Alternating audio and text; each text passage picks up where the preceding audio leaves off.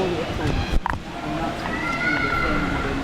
Well, I'm actually getting there. I quite like it, just running. I tend to run in the morning when I first come.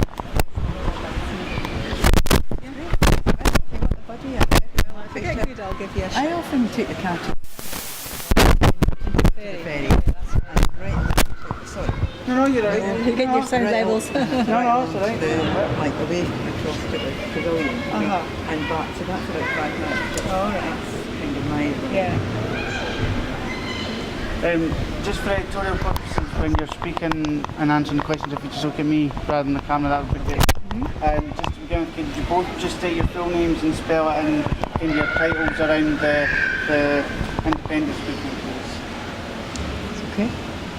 So, right, you go first then. My name's Patricia Mackay, Mackay. And what else do you want me to say? Just what your title is around the independence movement. I don't really have a You're the title. Commonweal. I'm in the Commonweal, and I'm also in Dundee and Angus Independence Group. My name is Jane Phillips, that's Phillips, and I'm the co-convener of the Dundee and Angus Independence Group. So could you just tell us a little bit about the Dundee and Angus independence movement? How did it all begin and why did you feel it was necessary? Well, it started, I think, it grew out of our involvement with Women for Indy, Women for Independence, and we used to talk about the sort of events that were needed in Dundee to try and spread the message that independence would benefit our communities. And there was we spent quite a long time talking about that, and I suppose we lacked the confidence to really get that going, didn't we? But then once we got some of us together and our Dundee and Angus Independence Group, it grew, and we had more people who were able to go out and spread that message, and our confidence grew with it, and the Dundee and Angus Independence Group more or less grew out of that, this coming together of some friends, and we're still growing, we're still getting new people coming in wanting to spread that message. So at the time, did you feel that there was a big kind of encore of support and voices in this area shouting for this kind of group, or did you feel it's just something that's kind of... We didn't know. As Jane said, Jane and I were both in the Women for Independence in Dundee, and we had very limited contact with each other at that particular point.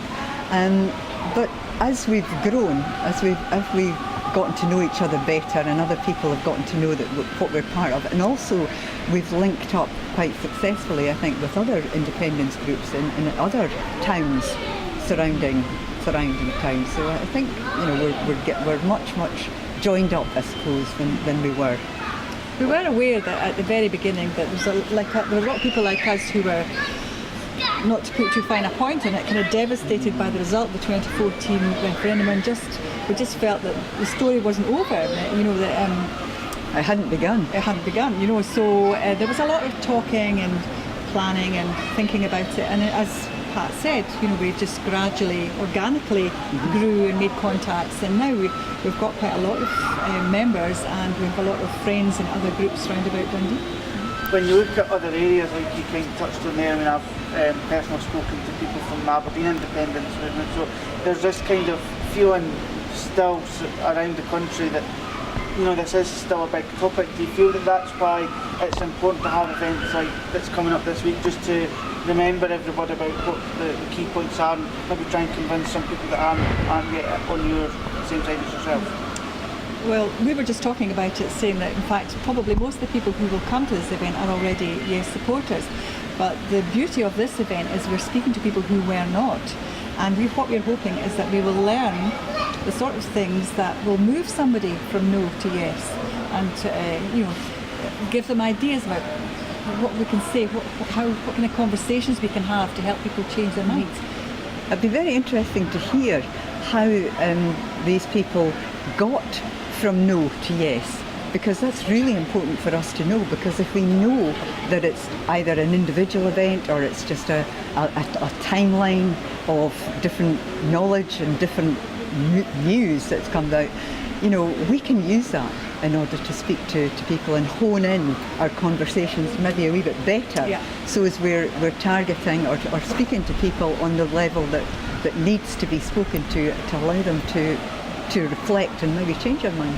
again, when I was speaking to some of the group in Aberdeen, they were saying, it's the third biggest city in Scotland and they were a no, so they have to try and really change that. Is it similar here in Dundee in terms of you feel that there's still a lot of people to convince? Oh yes, yes. But although we're a yes city, we were a yes city. But I think our problem is complacency actually, because we know we've got a lot of yes supporters. There is a tendency to complacency and we can't afford that. We've got to go out, keep people on side, but more than that, as Pat was saying, yes, there are some people who don't believe in it and we've got to persuade them. Right. And we've done lots of events where we've been standing across at Boots on a Saturday afternoon, just trying to engage people in conversations on whatever they want to speak about. So now we have a good idea, I think, of the things that are sticking for people, we hope. And we hope that this event will clarify things even more for us, that will allow us to have these conversations in different places more effectively. In terms of trying to clarify some of the points that, that's what you're trying to get from the event, is one of those points maybe the feeling that maybe someone had back then to now, do you feel that the objectives have maybe changed? They might still be a yes or they might still be a no, but you may have different reasons for that. Is that pure what this event's for? It might very well be. Until we have the event, probably will not know. But I think, for all of us, we're bombarded with news all the time from different levels. Most of it is not independence voting news, as you know. So, and Brexit, of course, has overtaken, it would appear, the whole country all of the time. So, there'll be a lot of things in there that different people have picked out as being particularly, pertaining to them and what they're concerned about. And one of the members who's coming on to our panel, it was Brexit, which finally tipped her over to the yes side, because she told me that in 2014 she was undecided, but it was the promise of staying in Europe which made her vote no. And now she said that's been gone. That this is something that was, I suppose, it was a lie, and she said that she's now a yes. She wants to stay in Europe. So do you feel that Brexit is almost the key denominator in all of this kind of building momentum again, or do you feel it was always going to come around indirectly? I don't know if it's key, but it's very important, I think. Well, you can't escape hearing about Brexit, whatever you do, can you? I mean, I know that another one of the panel was concerned about just kind of social fairness and looking after the more vulnerable in the society, and she realised that wasn't happening within the union, and so to achieve that, you need to have independence. And how do you feel the event is going to go in terms of the feedback that you've maybe had already, or the interest that you've maybe had on social media? Do you think it's going to be a success? Yes, we do think it's going to be a success, and I think people are excited that we're actually doing something and coming together, a lot of us, because it's a sellout event.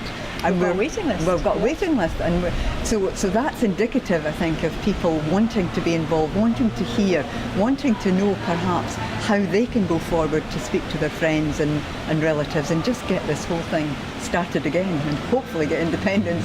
And I have somebody contacted me today actually from the West Coast, and they would like to know more about our event and how it goes and how to organise it, because they're thinking about doing something similar themselves. So. As you were saying, it was a yes city, but you still feel that there's a bit of persuading to do. Do you feel that with IndieRef 2 kind of coming about and saying it's likely to happen middle of next year, that there is going to be another big kind of push towards it, or do you feel that a lot of people already have made that decision and you're just trying to reaffirm everybody's feelings? I don't know, just can't stop working. Can't stop working until it's done. And we can't be complacent, and we'll pick up the conversations as they are today, as opposed to 4 years ago. And can't make any assumptions. And moving forward, how do you kind of envisage everything going in Dundee? Do you see everything going as you hoped and continuing to be a yes? I hope so. We hope so. Again, we're all focused on, people are focused on Brexit at the moment. So we have to just work around that, and just because none of us know what's going to happen with Brexit. I would just just going to finish up and say, is there anything that you Nicola, is it? no, anything that you Nicola says hi. I was just going to ask, is there anything else that you'd like to mention I've not asked, or you could have before we cover? Well, we just had recently, and we've got a whole programme of events coming up. This is, Nicola was saying that we've got to start persuading people, and we certainly have a programme of events and a campaign already underway to go to various parts of Dundee to speak to people, to reassure them, to engage them. We've had events in Douglas, we've had events in Mackay, we've had one in Stobswell. We're about to repeat to go back to Stobswell and speak to people that we'd already spoken to. So it's ongoing. It's definitely ongoing work. Perfect. That's good for me. Good for you. Thank you. Thank you. Thanks very much.